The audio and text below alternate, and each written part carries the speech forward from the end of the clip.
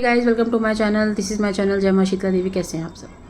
4D के बारे में बात करेंगे। 4D एक बहुत खतरनाक फेज़ होता है हर एक साधक का, एक इंसान का, एक आध्यात्मिक पर्सन का, जो इंसान मोक्ष के लिए बना है, जिनकी कुंडलिनी अवेकन हो गई है, जिनके गुरु ने गुरु मंत्र दे दिए, जिनका शक्तिपात हो गया, एनी वन ऑफ दिस, किसी भी इंसान का जो 4D होता है वो आध्यात्मिक जर्नी शुरू होने से पहले फर्स्ट स्टेप होता है।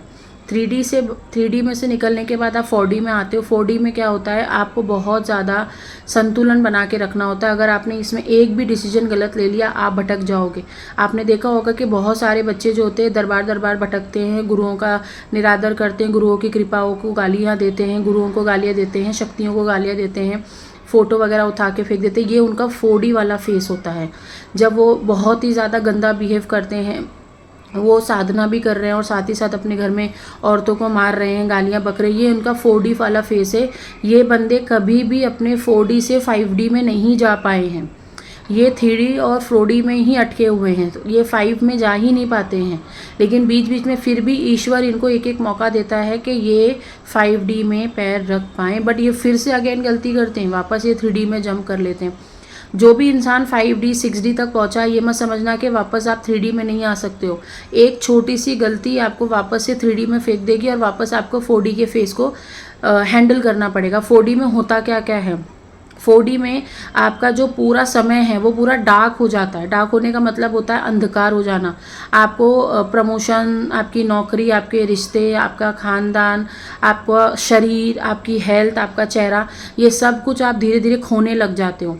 आप डीमोटिवेट हो जाते हो, आपका कॉन्फिडेंस लेवल एकदम डाउन हो जाता है, आपका कोई भी काम अच्छे से नहीं होता है। ये 4D वाला फेस होता है। लेकिन अंदर ही अंदर एक ना अकेलापन भी आप इंजॉय कर रहे होते हो, लेकिन आपकी ना इस पे नज़र नहीं पड़ती है। आपके अंदर एक अच्छी छोटी सी कहीं शक्ति पनपना शुरू कर देती है। मूलाधार चक्र पे एक छोटी सी ऊर्जा जो होती है ना, वो ऊपर की तरफ चढ़ना शुरू कर देती है, लेकिन आप ध्यान नहीं देते हो। एक छोटा सा तिनका उस 4D के समय पे आपको हाथ पकड़ने के लिए आता है, लेकिन आप ध्यान नहीं देते हो। वो तिनका हो सकता है वो आपकी मदर हो, वो तिनका हो सकता है आपके गुरु हो सकता है आपकी बेटी हो सकता है आपके घर का, परिवार का, या बाहर का कोई दोस्त हो। कोई भी इंसान हो जो आपको इस यात्रा में हाथ पकड़ के लेके चल सकता है। लेकिन आप उस पर ध्यान कब देते हो? जब आप अकेला रहने लगते हो, जब आप इस प्रोसेस को, इस यात्रा को, इस आध्यात्मिक चीज़ को, मंत्रों को, शक्ति को समझने लगते हो।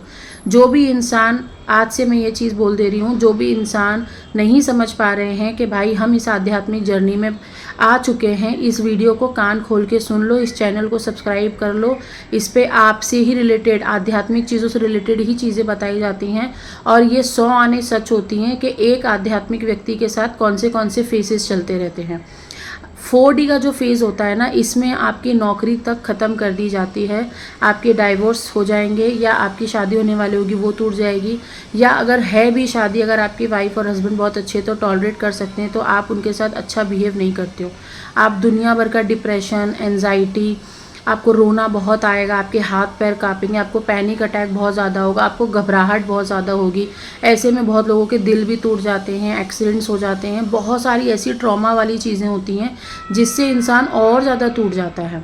तो आपको ये समझ जाना चाहिए कि हमें पिछले जन्म के पाप कर्मों को काटने का समय दिया गया। आपको इसको पॉजिटिवली हैंडल करना है। इसमें कुछ नेगेटिविटी की कोई बात नहीं है। आपको सही गुरु की तलाश करनी चाहिए, सही गुरु के मार्गदर्शन से चलना चाहिए, क्योंकि जैसे जैसे आपके कर्म होंगे वैसे वैसे गुरु आपको इलाज बताते जाएंगे, और इलाज के साथ साथ आप साल भर 6 महीने में ठीक हो जाओगे। अगर भटकना शुरू करोगे तो मल्टीपल गुरु के पास जाओगे तो मल्टीपल इलाज करना चालू कर दोगे और सब कुछ तहस नहस हो जाएगा। इसीलिए अपना इष्ट देव, जिनको जो आपके फेवरेट देवी देवता हैं, उनका जप मत छोड़ो, उनके भक्ति मत छोड़ो, अब मंदिर जाना मत छोड़ो, अपने गुरु का सानिध्य मत छोड़ो। आपके दिमाग में इतने डाउट्स क्रिएट हो जाएंगे 4D में, आपके अंदर का इतना जहर आपके ऊपर आने लगेगा, आपको बहुत ज़्यादा ऐसे महसूस होगा कि मेरे अंदर कितना गंदा जहर है। आपके अंदर कामुकता बहुत ज़्यादा बढ़ जाएगी, आपका गुस्सा बहुत बढ़ जाएगा, आप बहुत ज़्यादा पॉर्न एडिक्टेड हो जाओगे, आप ड्रग्स एडिक्टेड हो जाओगे, आप एल्कोहल एडिक्टेड हो जाओगे, आप बहुत सारी ऐसी एडिक्शन वाली चीज़ें करने लग जाओगे। 4D में आके अकेले हो जाओगे। ये सब मत करना। ये सब मत करना। आई नो 4D में अकेले हो जाते हैं, बट आप इसको संतुलन करके संभालोगे तो संभल भी जाती हैं चीज़ें। हम खुद ये सब चीज़ों से, मेरे कितने ही बच्चे हैं जो मेडिटेशन क्लास में और साधना में बैठते हैं, उन्होंने हंसते हंसते ये सारा सर्कल पार किया है। हंसते हंसते हम सब ने एक दूसरे का हाथ पकड़ के इस सर्कल को क्रॉस किया है। इसीलिए मैं कहती हूँ कि ये जो है ना, मेरा परिवार है।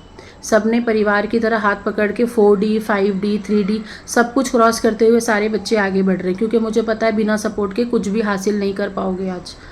तो अगर ऐसा हो रहा है तो काउंसलिंग लीजिए, क्लास में बैठिए, सब कुछ स्मूथली चला जाएगा, अच्छे से चला जाएगा, आपका नुकसान कम से कम होगा। और अभी भी समय है, स्मार्ट बनो, स्मार्ट गुरुओं के साथ बैठो।